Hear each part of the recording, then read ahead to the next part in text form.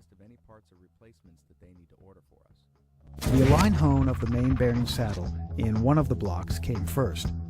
The main caps were removed and a couple thousandths of an inch were ground off the bottoms of the seats of the caps. Then the caps are put back on the block and tightened and torqued to spec.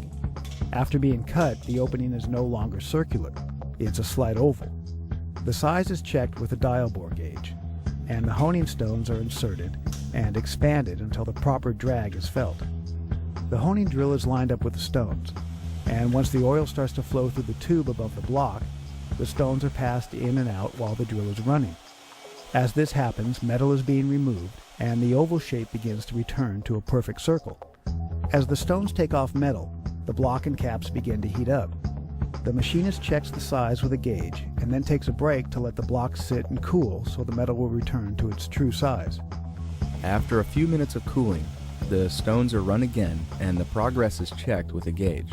Then the block is lifted and turned around so that the hone can be finalized to the perfect size from the other side.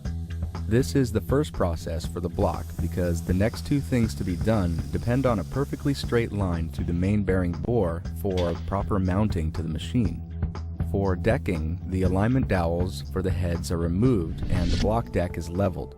When the deck is perfectly level and the machine is started, it runs by itself at a set pace and shaves off a few thousandths of an inch to make the deck perfectly flat so that the new head gaskets will have no problem sealing out water, air, or oil leaks. When one deck is done, the block is rotated and the machine is set up again. Both decks have to be cut or there's going to be a difference in the compression ratio from one side of the motor to the other, and the intake manifold won't fit properly. This cut only took off about 5 thousandths of an inch. The factory number stamping of the block ID was even still visible. Using the same mounting point through the main bearing bore, the block deck is leveled in the boring machine.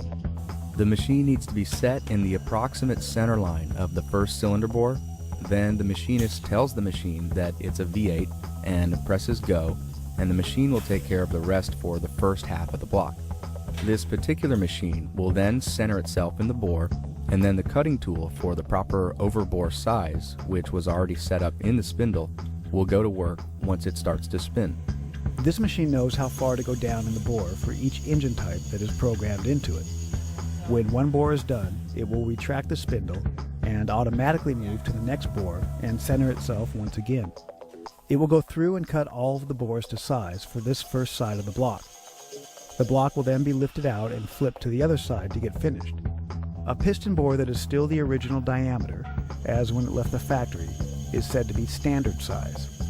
The normal increments for pistons that are manufactured for oversized bores are 10, 20, 30, 40, and 60 thousandths of an inch. The boring machine will cut the cylinder wall to a few thousandths of an inch shy of whatever bore you will need, and later the honing machine will open it up to the exact spec.